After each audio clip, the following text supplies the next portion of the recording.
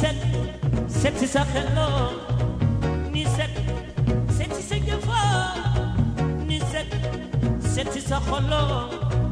ni set setoo yi. mbokk yi jërë ngeen jëf ñu ngi leen di gërëm rafetlu seen ànd ak rajo Futur Média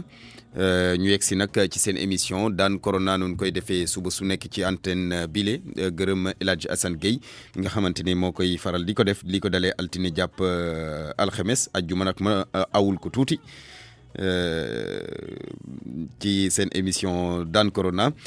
wax ci feebar bi di mbas mi lëmbee àdduna sonnal askan wi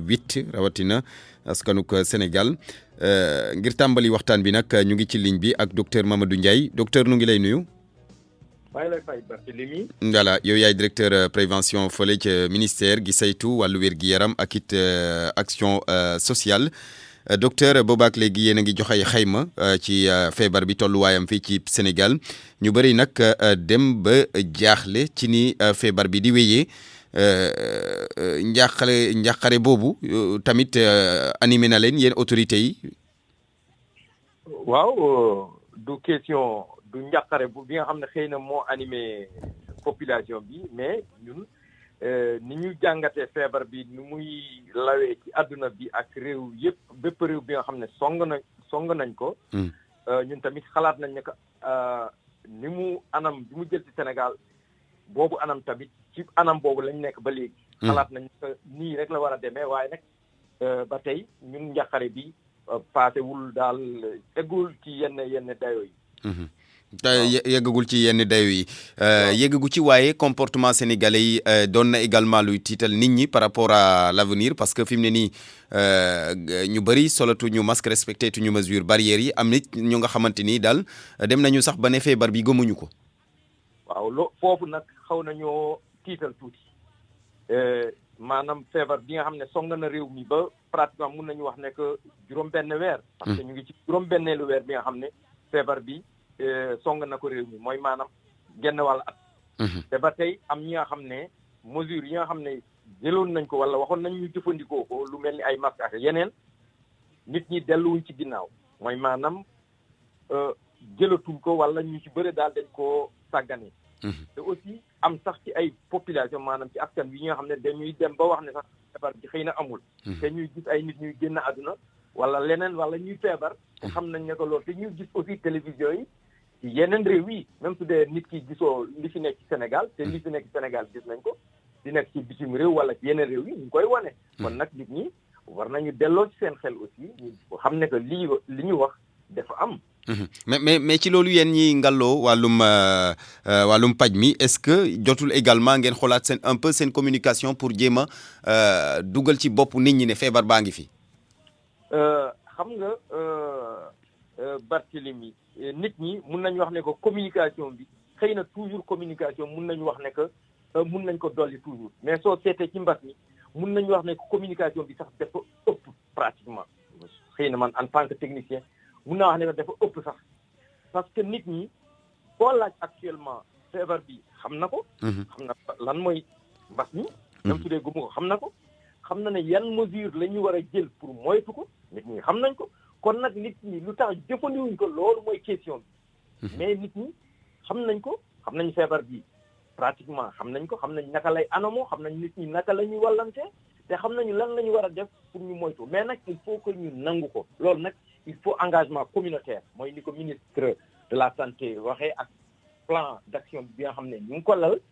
engagement communautaire mooy population mooy maanaam askan ñu soobu ci xeex mi. waaw parce que engagement docteur doguma la engagement communautaire boobu yàgg nañ koy wax mais ba fii dafa mel ni juragul njëriñ.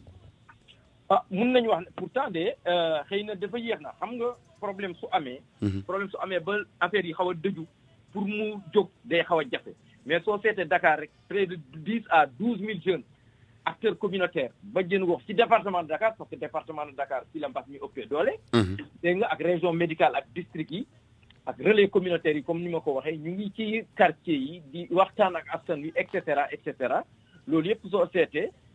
lu am la mais nag il faut que ku nekk kilifa diine yi kilifa aada yi politicien administratif. parce que préfet yi ak gouverneur yi ñu ngi ci. dégg nga ñun ñëpp presse bi aussi presse bi yéen am ngeen ci wàll. dégg nga ñëpp taxaw ci xam ne que feebar bi def fi am te nit ñi ñoo ci war a sóobu pour mu jóge fii. c'est-à-dire que feebar bi dafa am ay pàcc. am na benn pàcc bi nga xam ne balaa feebar bi di ñëw feebar bi pàcc bi nga xam ne feebar bi ñëw na nit ñi seen taxawaay mais aussi techniciens yi aussi agent de santé yi am na taxawaay bi ñu war a am ci biir hôpitaux yi mooy prise en charge loolu yëpp ku ci nekk dafa am wàll bi nga xam ne war nga ci taxaw. du feebar kese mais épidémie mun nañu wax ne que askan bi moo feebar ci doxin ci xalaat ak ci jëfin. kon nag loolu xam nga ne loolu kenn du ko fajee ci biir hôpital. kenn du ko fajee ci biir réanimation. dafa am li ñuy fajee maanaam daal ñu changer comportement yi yàgg nañ koy wax ku nekk jël mbir mi def ko sa yëfu bopp. très bien comportement nag changement de comportement moom moo xaw a jafe. changement comportement d'abord pour nga am ko day jël diir te diir bi muy am tamit du diir bi nga xam ne soo ko bàyyee day delluwaat ci ginnaaw. loolu mooy comportement loolu tax nit moo bindoo noonu. yàlla dafa def ko ressource humaine dafa xaw a doy waar li am na benn kilifa àdduna bi doon wax que li ay yàlla sàkk yëpp doomu aadama moo ci gën a dëgër bopp. mooy sëñ waaw kilifa gu tedd gi wax na ko. yàlla dolli leer. mais docteur moom ndegam nopp du fees moom nañ continuer wax rek. exactement Barthélémy nopp du fees amul kubéer du fees nañu continuer di wax rek te aussi ñu xam ne que xale yi surtout xale yi aussi waxuñu ne que feebar bi du dal xale yi. mais xale yi ñoo war a taxaw jël def barrière ci mag ñi ak ñi nga xam ne am nañu yeneen feebar. du question ko xale yi duñu feebar déedéet dañu nekk comorbidité maanaam mu am beneen feebar ak yaram bi nga xam ne aussi amatul doole ku am 20 ans ak ku am 80 ans bokkuñu doole. dégg nga cër yëpp bokkatuñu n'est-ce pas donc ñooñu actuellement dañoo war a jël benn slogan comme ni ma ko doon waxee démb ci seen benn émission mbas mi ma ne que. ku jël masque ça veut dire que j'aime les vieillards ou les personnes âgées ou les personnes vulnérables maanaam ku jël masque mooy que man dama bëgg sama askan dama bëgg ñi nga xam ne ay suñu mag yi dama bëgg ñi nga xam ne xëy na seen cër dafa xaw a manqué tuuti ci xaw a oyofaay donc dama leen di protéger damay protéger sama bopp mais protéger leen ku ko deful dafa mel ni bëggoo leen donc nit ñi nañu jëlee slogan boobu ñu positiver ko maanaam damay sol masque parce que dama bëgg sama askan dama leen di protéger maanaam dama leen di aar. li ñuy wax li ñuy wax rek ne mag mët naa bàyyi cim réew. mais docteur. dafa mel ni. boo jëfandikoo dafa mel ni nee na mag mët na bàyyi ci réew. D'accord docteur léegi autorité yi le chef de l'État particulièrement ci kaw moom ci conseil des ministres bi ñu doon amal jox na ndigal ministre de l'Intérieur ngir mu faire appliquer mesures yi et de façon stricte loolu gannaaw seetlu ne gaa yaa ngi bàyyee ndeku ci mesure barrière yooyu est-ce que jotul également ñuy sanctionner wala boog sax ñuy amande ñu def amende ci ñi nga xamante ni dañuy bañ a sol masque ak bañ a respecter yenn matuwaay yi. waaw président moom ñu ngi koy féliciter ñu ngi koy ñaanal aussi franchement def na li mu waroon def ma rappelle ci mois de mars début mars balaa ñuy déclarer premier cas def ñu woowoon présidence. jël motukaay yëpp teg suñu loxo jiite guerre bi ñu ànd ci ba léegi ba lépp li am ak mesures yi ñu jël yëpp. am na effet xayru am na effet lu baax la ba léegi aussi gis na biñ ko xawee bi ñu waxee nit ñi que léegi feebar bi am na fu mu toll ak adduna bi aussi économie bi xaw nañ ko xoj na am li nga xam ne ñu xaw koo yolomal tuuti. nit ñi xëy na am na dellu ginnaaw bi nga xam ne ginnaaw bi ñu dellu gënul. léegi mu woowaat nit ñi ak ministres yi mu santaat ñëpp encore pour ñëpp gën a jekkalaat seen taxawaay pour xeex mbir mi. loolu lu am solo ministre de l'Intérieur tamit dina ci taxaw ak ministre des forces armées ak ñëpp dañ ciy taxaw. mesures yi moom mi ministre de l'Intérieur sax dina ci wax tey ci kanam. dina ci wax tey mesures yi ñuy wax nag. xaw ma li ñu nar a wax exactement mais su dee aussi am na ay sanctions aussi lu war la parce que man damay dawal oto yow da ngay dawal oto keneen day dawal oto. ku fi def lu dul yoon dañuy nangu sa permis dañ lay sanctionner. loolu moom dafa am partout dans le monde. ku amul permis man du ma génn aw ma permis. su ma dawalee sans permis dañ may sanctionner. dañ may fay. su ma brûlé feu rouge aussi la même chose lii tamit su dee loi moo ko wax dañ koy appliquer loolu moom. il y va de la santé publique. il y va de la santé publique parce que nit ki aussi xam nga kenn amul droit. nit ki ci boppam sax soo xëyee soo taxawee ci tali bi nga ne da ngay xaar nga jël buum sax bugg koo tàkk procureur day wax ñu jàppala parce que amoo sa bakkan bi moo ko da nga ko bokk ak ñëpp attention. donc aussi nit ki si munoo jël sa vie nga def ko en danger nga jël aussi la vie des autres nga def ko en danger mais nag nit ñi nañ ko gisee de manière positive. du question dañoo bëgg a dal ci nit ñi mais dañoo bëgg aussi li ñëpp di def rek ñu def ko Sénégal. fexe feebar bi jóge fi njiitu réew mi ci conseil présidentiel bi mu doon amal démb nee na écarté wul xalaatu def ay couvre-feu sectoriel. yegg nañ ci situation boobu. non pas encore je pense que egguñ ci loolu mais ça veut dire que loolu lu xam nga gouverner c'est prévoir. mooy maanaam que sooy. ça dépendra day dépendre rek ci évolution feebar bi tolluwaayam. feebar bi mun nañu wax ne que mu ngi ci ñeenti région wala ñetti région beneen bi mu ngi ci commencé law lu mel ni Ziguinchor mais Dakar Thiès ak région de Diourbel feebar bi daf ci dëju carrément surtout département de Dakar les départements de Dakar au niveau de la région de Dakar département de Dakar donc il n'est pas exclu effectivement que loolu am na fu muy toll nit ñi war nañ jël ay mesures parce que nit day xalaat aussi parce que xeex bi du mesure bi nga xam ne jëloon nga ko février wala mars mooy dox ba léegi xëy na li ñu jël fii actuellement xëy na fii ba décembre wala août wala fin septembre et cetera xëy na mu évoluer donc mesures yi elles sont évolutives maanaam que dañuy soppeeku bi nag ci taxawaay askan wi lay doon mun nañu dem aussi bu bàyyi mais mun nañ dem aussi ba ñu teengalaat affaire yi loolu aussi mun na nekk. d'accord docteur nu ngi lay gërëm. jërëjëf voilà ñu jox la daje kon ci kanam ci point du jour. Inch'Allah. Voilà. Merci docteur Mamadou Ndiaye, directeur de la prévention nekk ci ministère de la santé et de l'action sociale ñu fàttali leen ne yéen a ngi wéy ak seen émission daan corona ñu ngi ci ligne bi ak beneen docteur Boubacar Signaté docteur nu ngi lay nuyu. ça maa ngi leen di fay di nuyu auditeurs yi. yow urgentiste nga d'abord docteur li ma lay njëkk a laaj gannaaw évoqué nañ question yu bëri ak docteur Mamadou Ndiaye relâchement wu askan wi du ñàkk di nga ci sànni kàddu mais par rapport ak réanimation yi parce que am nañu ne daal système réanimation salle réanimation yu Sénégal taxu ko équipé noonu bokk na ci quelque part li expliquer un peu décès yi ni ñuy tegloo ci fan yi. Est-ce que yaakaar nga ne suñu système de réanimation am na équipement yawar ngir di mën a secourir nit ñi. Non suñu système de réanimation yi d'abord bëriwuñu réanimateurs yi bëriwuñu jumtukaay yi bëriwuñu ensuite jumtukaay yi ak médecins yi bërëb yi ñu nekk aussi bëriwul donc am na ay régions entières yoo xam ne amuñu service de réanimation. équipement yi aussi réanimation aussi c'est pas juste ay équipement jënd ay machines et tout il faut du personnel médical bi déjà médecin yi. ensuite il faut personnel paramédical bi parce que médecin bi kese am na gestes yoo xam ne sax benn médecin mënu ko def il faut que mu am ay assistants. ensuite il faut aussi du personnel pour surveillance bi parce que médecin bi mënul nekk ci benn malade H24 donc il faut toute une organisation. Ensuite il faut aussi intrants yi mooy seringue yeeg produits yu ñuy utiliser ensuite il faut tout le reste derrière hygiénistes yi pour désinfecter pour ensuite la ñuy commencer wax équipement de protection individuelle yi collective yi ensuite il faut surveillance donc c'est toute une réanimation c'est pas juste ay machines ay respirateurs ak benn wala ñaari réanimation. mais yaakaar nga ne salle réanimation yi ñoo jot a am nii est-ce que loolu ngay wax yëpp am nañu ko. Non, surtout par rapport au personnel, au personnel, à un personnel qualifié. Non, amuñu ko musuñu ko am de toute façon depuis tout le temps même avant mbas mi yàgg nañ ko wax service réanimation et service d'urgence yi tout le temps même avant Covid bi daawoo toog benn wala ñaari weer te doggoo ci journaux yi wala ci rajo yi diw ñëw na décédé na wala def na nii ak nii loolu bien avant la. Maintenant problème mu mbas bi c'est pas juste aussi un problème statique parce que patient yooyu di ñëw service réanimation yi boo gisee pays développés yi ñu am problème parce que flux buy dugg ci service bi moo gën a gaaw que flux buy génn parce que en temps normal benn service réanimation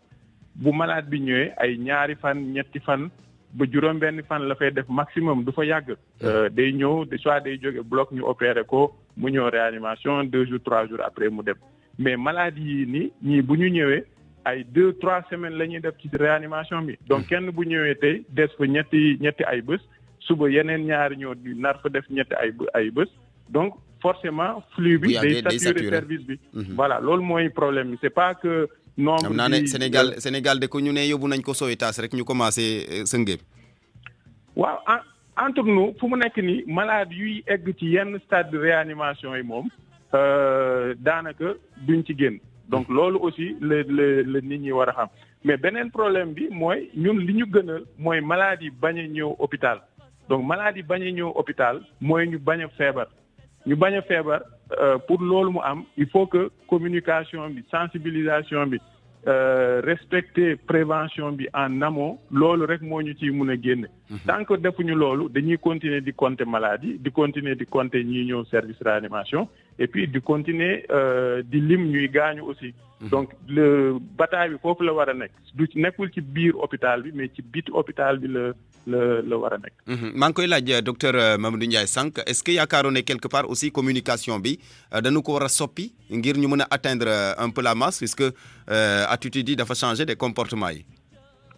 waaw communication bi c'est à tous les niveaux communication bi depuis le début elle est pas très dynamique elle est pas très opérante. Et puis elle n'est pas compréhensible par la population signaux discordants yi dafa bëri trop à commencer depuis sommet état bi ba ci suuf suñu communication elle est pas adaptée munoo ne nit ñi toog leen seen kër bañ a rassemblé wu te yow ngay rassemblé wu munoo ne nit ñi respecter leen mesures barrières yi te yow doo ko respecter voilà fu mu nekk nii médecins yi ñu ngi def lu ñu mën mais fu mu nekk nii amul benn décision wala lépp luy xew ci réew bi médecin fu mu nekk nii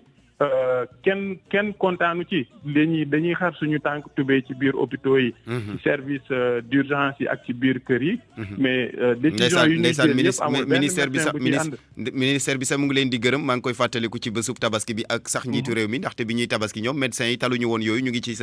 seen bërëbu fajukaay yi. man maa ngi nii exemple là sama yëre tabaski solo ma ko parce que jour tabaski dama liggéey donc ñun dañuy bàyyi loolu yëpp mais bon loolu c'est normal c'est un choix c'est un sacerdoce donc duñ ko yuuxu ci toit yëpp naan liggéey nañ jour tabaski mais bu nekkul sax jour tabaski lu ñu gënal mooy ñeneen yi ñëpp nekk ci jàmm kenn bañ a atterrir service de réanimation mais loolu lu ñu koy mun a jox mooy ñu soppiwaat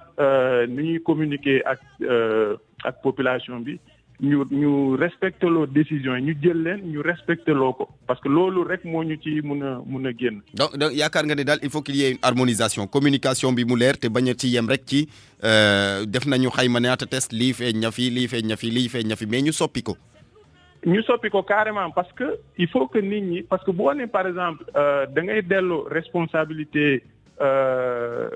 gestion pandémie bi wala prévention bi. ci communauté bi de façon individuelle ou de façon collective il faut que nga jox nit ñi moyens yoo xam ni dinañ comprendre ñoom au jour le jour li ñuy def ban njeexital lay am nga expliquer leen élaborer leen benn plan de communication un plan de sensibilisation boo xam ne leer na nañ exactement ñun nit ñi mun a projeté wu parce que li gën a metti aussi pour nit ñi mooy mënuñu projeté wu kenn mënul projeté wu dans 2 semaines dans 3 semaines ou dans 1 mois xamoo luy xew dans suba wala ginnaaw suba alors que am na ay indicateurs yu performants yoo xam ni mun nañ ko communiquer nit ñi wax leen ku nekk zone bi nga nekk par région ou par département comportement nit ñi ban njeexital lay am ñiy sol masque ci seen région yi ban importance la am yooyu ñu wax leen ban façon communication la ñuy tenir par rapport au comportement actuel des populations. exactement parce que nit ki bu xamee par exemple dama lay jox exemple bu concret boo jëlee par exemple waa Dakar nga ne leen indicateur bii mun nga jël par exemple indicateur boo xam ni kenn bu feebaree ñaata nit lay wàll parce que loolu ngay mun a xam feebar bi naka lay propager wu ci population bi bu fekkee benn nit tey par exemple ku feebar tey fukki nit lay wàll nga communiquer de façon à ce que ñu comprendre ko ginnaaw suba kenn ku feebar juróom-ñaari nit lay wàll après ainsi de suite. waaw parce que boo ko seetloo sa loolu moo andi coono bi parce que cas communautaire yu ñuy lim yëpp forcément day am ay contacts. forcément boo gisee aussi parce que loolu indicateurs yi mun nañ ko calculer parce que bu ñu la joxee ñi ñuy suivre yi xam nañ à peu près ñaata nit lañ ku nekk di wàll. donc loolu mun nga utiliser indication boobu mun nga utiliser aussi li ñuy woowee taux d'attaque li Union européenne utiliser par exemple pour fermer ay frontières am mooy 100,000 personnes bu nekk ñaata nit ñoo ci feebar loolu aussi indicateur bu performant loolu boo ko jëlee boole ko ak sa population ak délai d'incubation bi mooy 14 jours yi di nga mun a jox nit ki élément boo xam ni li muy def au quotidien dina xam ban njeexital la am mun nga ko calculer par région ensuite en fonction de loolu mun nga accentuer ces mesures ci région yoo xam ni indicateurs yooyu fa lay gën a élevé pour que nit ñi xeex indicateurs yooyu mu wàcc pour man moo ëpp importance ñuy lim nombre cas yi positif wala nombre yu décédé et tout loolu lim la rek mais lim boobu noonu ci biir hôpitaux yi la nekk d'accord docteur nu ngi lay gërëm ñu bàyyi la rek nga wéyal liggéey bi ndax xam naa yow itam yaa ngi ci waar wi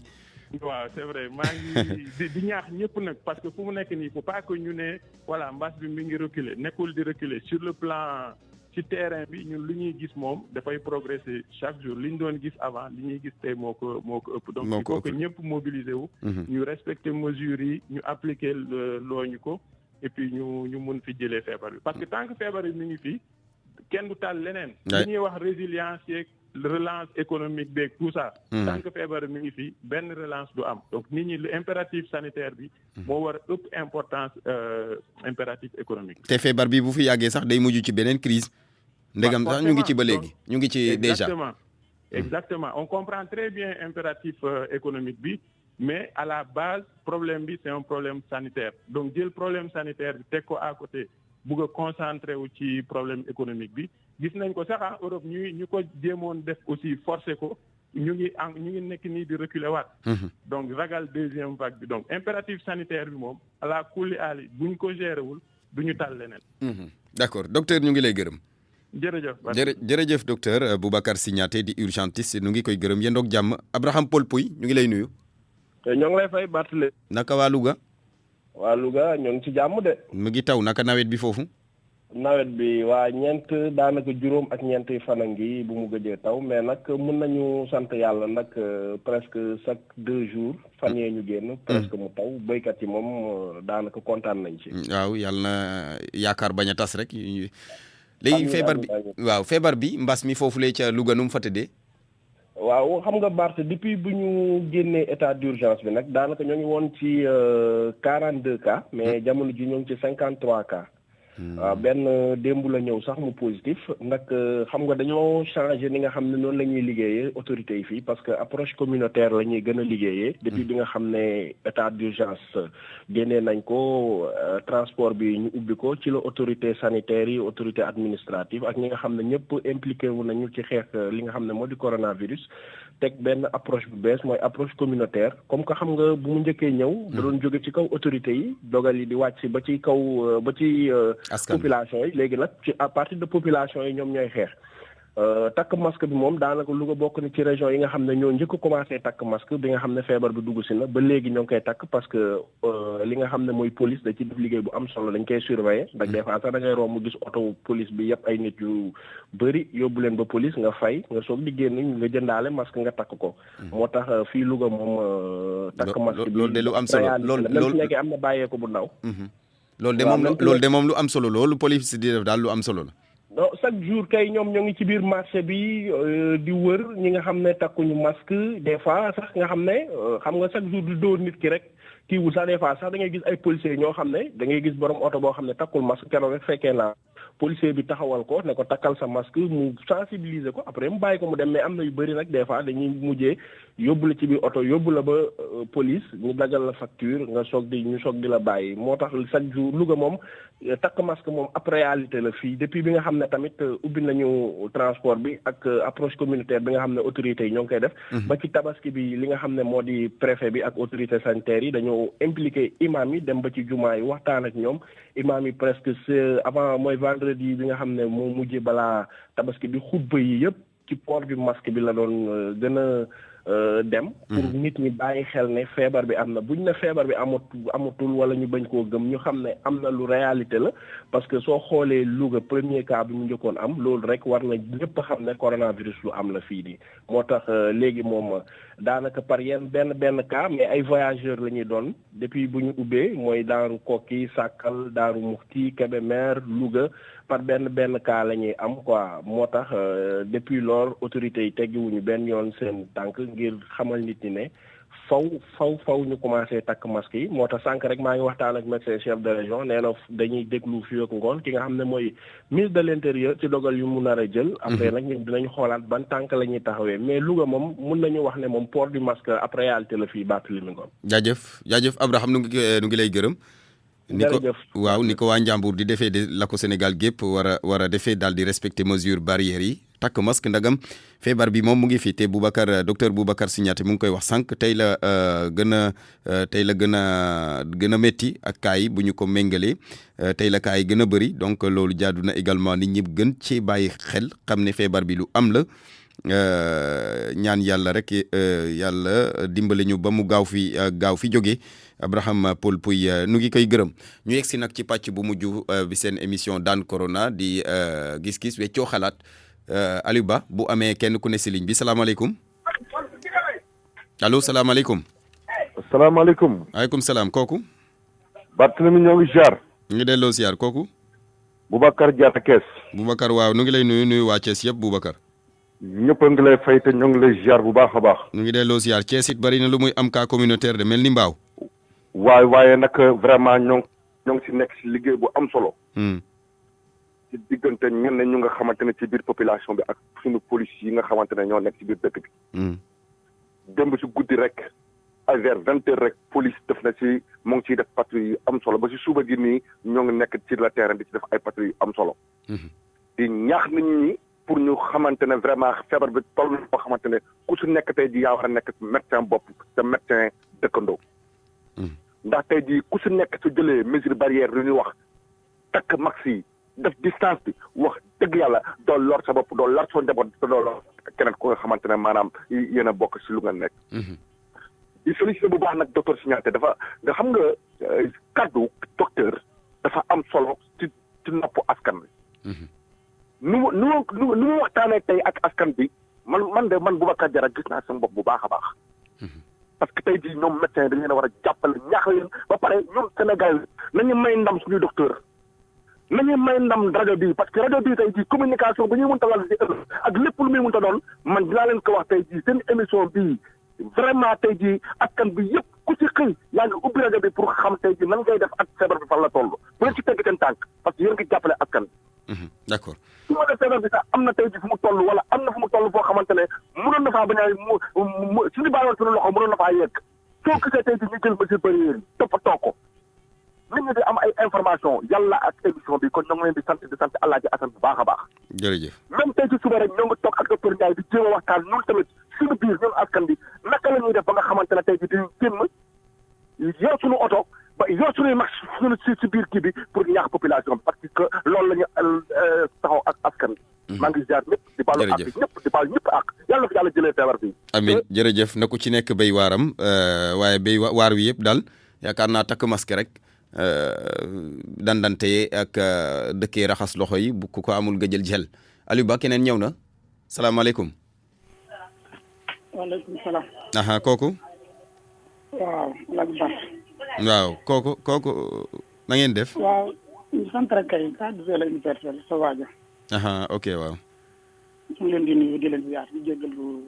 ci gëj a déggante bi. jërëjëf waaw. waaw xam nga bi ñuy gëj mujjee déggante maa ngi la doon wax ni Sénégal bu ñu koy jox exemple terrain bu wàcc raayam la.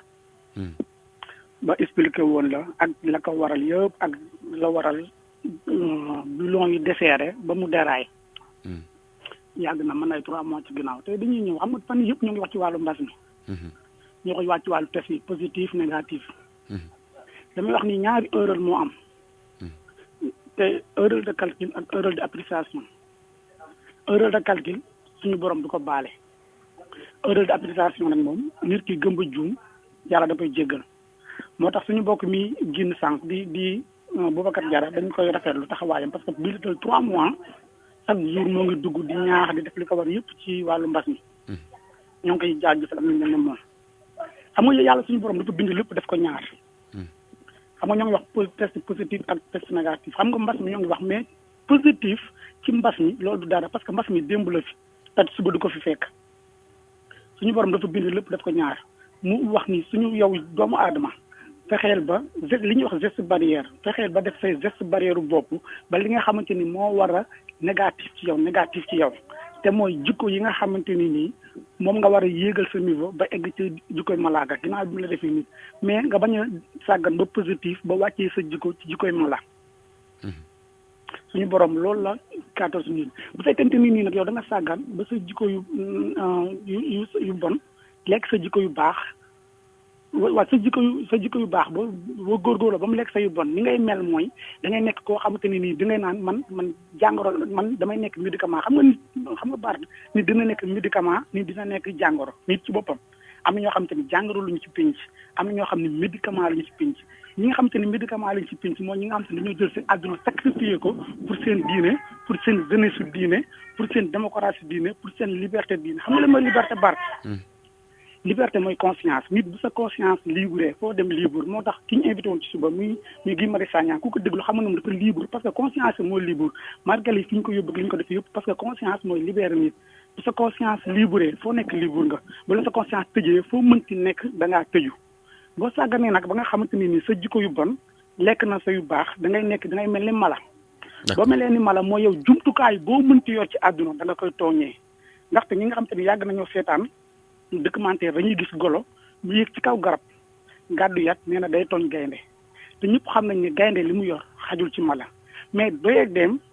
ak sàggan ci jikkoom moo ko yóbbu foofu noonu bu la joxee pouvoir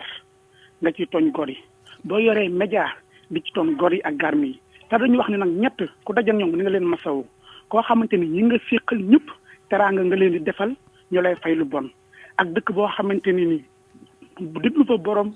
gémmiñ gu rëy moo gën a yomb déglu fa borom xam-xam ku fa dajak borom xam-xam na nga ko masaw am na ñoo xam ne bu ñu juddoo mën a investir mën a def business mën a def lu nekk defuñu ko dañu jël seen yëpp may ko seen jeunesse su réew def ko seen jeunesse su réew ci jubal leen ak defar leen parce que ba ñuy judd waaw Bart waaw may ma mag waaw ci lu gàtt rek parce que également ligne bi il faut que ñeneen yegg si waaw parce que ba ñuy judd fekk seen bàyyi yor ay milliards bu ñu investiroon kenn du gis dara mais dañoo suur milliards yooyu sacrifice parce que yàlla jëlul ay milliards jox ko seen maam dañ ko iqara moo tax mu taxawal université de Ramadan. d'accord invité fa presse bi teral leen invité fa politique bi teral leen. jërëjëf ñu ngi koy gërëm ñuy gàttali su ko defee li mu doon wax am na solo waaye ndegam temps bi dafa xat ñuy tënk rek su ko defee ñeneen nit mën a yegg si ni ñoom salaamaaleykum. allo salaamaaleykum. maaleykum salaam kooku. waaw Barthélémy di la nuyu rek di la jaajëfal baax. kii ku ñi nga bokk liggéey bi ñoom Alaaji As. kii ku mu Médor Mamadou Médor. waaw acca ñu ngi lay déglu. waaw daan corona man daal li nga xam dama ko ci wax Alaaji Assane mooy li nga xam ne moom ci toll nii ay di njàmbat. nañu gën a sensibiliser di wax ak population bi. parce que population bi moom vraiment damay jaajëfal journaliste yi bu baax a baax parce que seen communication moom egg na ci askan wi. population bi nag moom ñoom ñoo def mais état bi lépp la santé. Médor yow sa réseau bi déréglé na de. waaw déplacé xar ma déplacé li leen mën a may pour ñu mucc ci feebar bi. mooy foog ñu jëfandikoo masque yi moom foog ñu jëfandikoo ko. ndax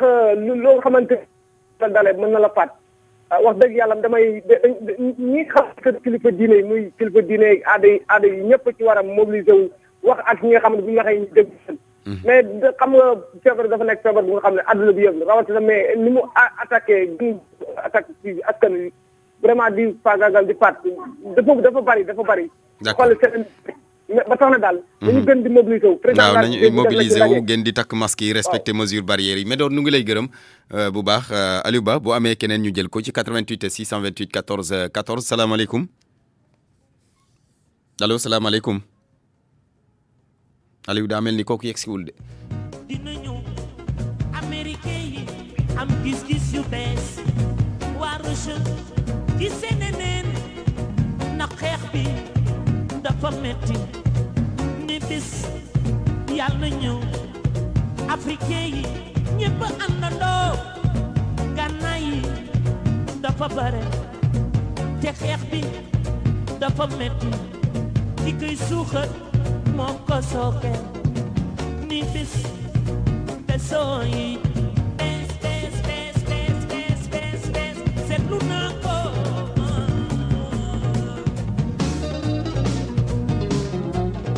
waaw Aliou bu amul keneen ñu yemandi fii waxtaan wi gannaaw ba fukki simili ak ñett bootoo ci juróom-ñeenti waxtu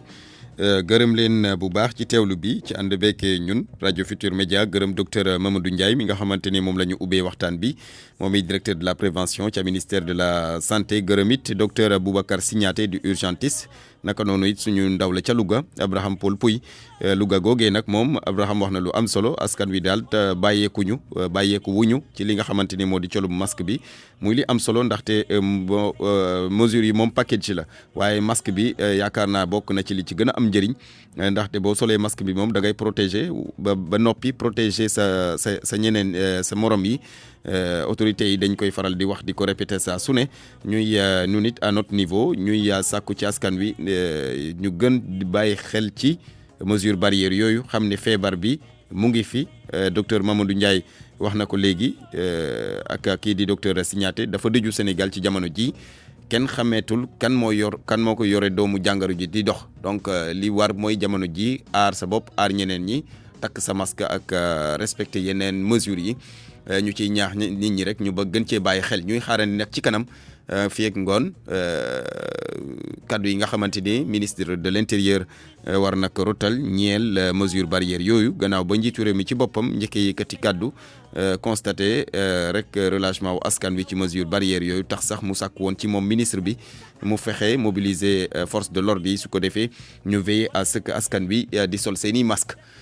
jërë ngeen jëf Barthélémy Ngom ne woon ci kaddu gi Aliou Ba ci machine bi ñu ngi leen di ñaanal jàmm mbokk yi te di ko sàkku ci yéen jëndoog jàmm